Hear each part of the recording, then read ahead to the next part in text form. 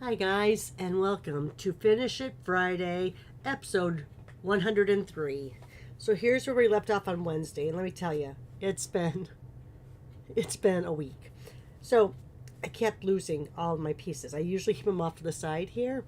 Kept losing them. So I finally found them, and I'm ready now to do this. All right. So what we're going to do first is we're going to take this 8.5 by 5.5, scored at 4 1/4, and we're going to go in the portrait direction for this card. Then I am going to take my white stamp pad. Now I have the old stamp pad. Of course, there's a new one now, but mine, I still have re-inkers and all that, so it's something I'm going to keep. And what I'm going to do is I'm just going to put a little bit of white on there just to break up all that pink, especially since my pieces here aren't necessarily of the same hue or color tone. So we're going to go ahead and just do that. It's going to take a while for that to dry, but I'm going to continue. Usually you'll heat set this, or you'll let it sit like overnight. So now all I'm going to do is I'm going to take these and I'm going to stagger them going up and down on my card. Kind of figure out where I kind of like them. All right. Sometimes people will start and they'll just go from top to bottom. So each one as you go down is on top. Sometimes people will set these two and then put this one on top. It's whatever your preference is. So let me go ahead and grab my seal, because what I'm going to do is I'm going to put these two down first and then come back and do the middle one. Oh, I did that too hard. Did you see that? So let me just go ahead and move this forward a little bit. Just hung on to it a little bit too hard. So let me get that past there. Just goes to show the kind of week I've had. All right, let's try this again. Have my sticky on there. Oh, it's getting caught again. All right, you know what? Let me grab another one. I'd have to probably tie that up because the bottom part is coming through. All right, so on this one, I think I'm going to go in kind of far on this one. And then on this one here, I'm going to get a little bit closer, but not quite. And then on this final one in the middle, I'm going to go right up to the edge there. So I'm just leaving that kind of like that 1/8 of an inch right there. This is where your circle is going to come in. It's going to even out all those uneven edges, so it looks like it's more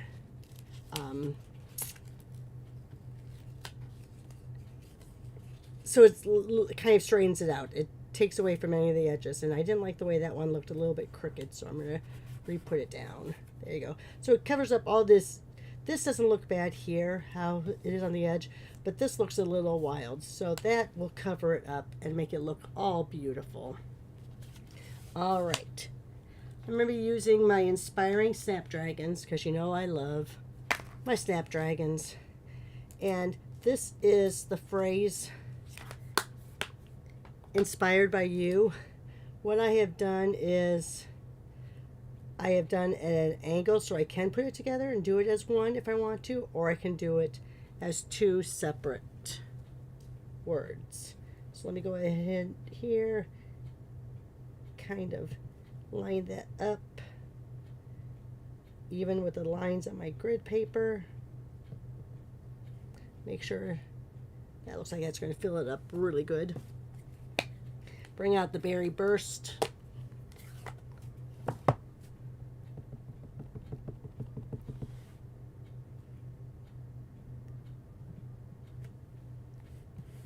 Looks great. And like I said, if you want them to be straight, you would just put those two little notches together like this and then you have it back straight. Now you don't ever want to do this as a straight line because you need some sort of angle so you can see how it fits. All right, let's go ahead. Let me take my Stampin' Blend, and I'm going to put some splatters on there. So you can use this or use your bone folder. And I'm just putting some splatters on there just to kind of muddy that up a little bit. Put it back over here. So let me bring this up so you can see. So you just put a few little splatters on there. All right, I think I'm going to pop this up. So let me go ahead and grab this.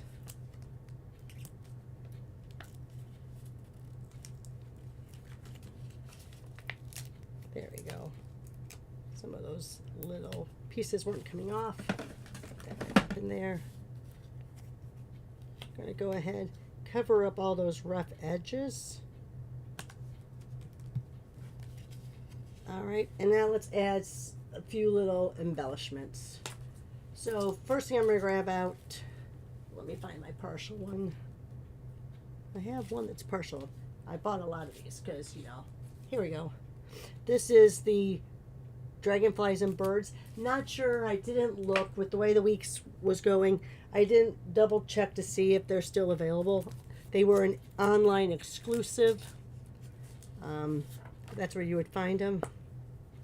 So I'm going to put one of these on each level here. Bring that one way over there. And then just because I want to get a little more, there's like a lot of empty space here now. So let me go ahead. I'll set those over here for now. Then I'm going to go ahead and grab, excuse me, the iridescent faceted gems. And these kind of, they're really super, they have a little bit of a pinkish tone to them, but they really kind of take on whatever color you put them up against. And I'm going to do a large one. I can pick it up with my putty tool. I'm going to put a large one right there. I'm going to put two of the smaller ones here and here. And that's pretty much all I'm going to do with that one, guys.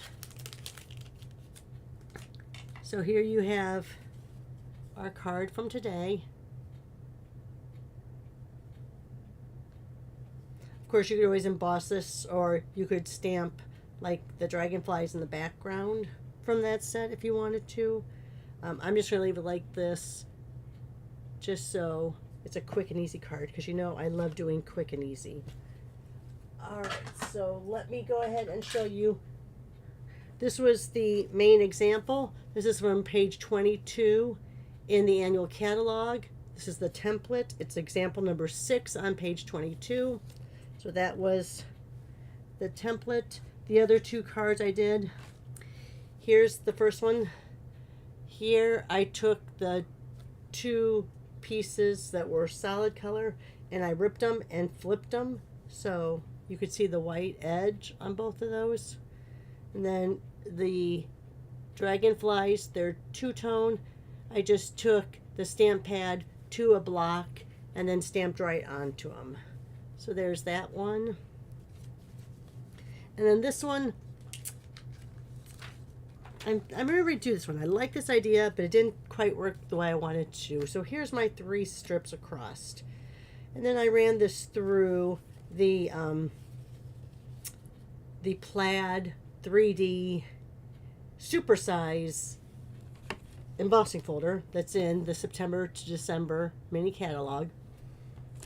So I ran that through, but I put the masking magic over here so it would still emboss there, and then inked it up so I would only get the stripes, but it didn't really work that great. This side, really, you can see there's a straight line really good.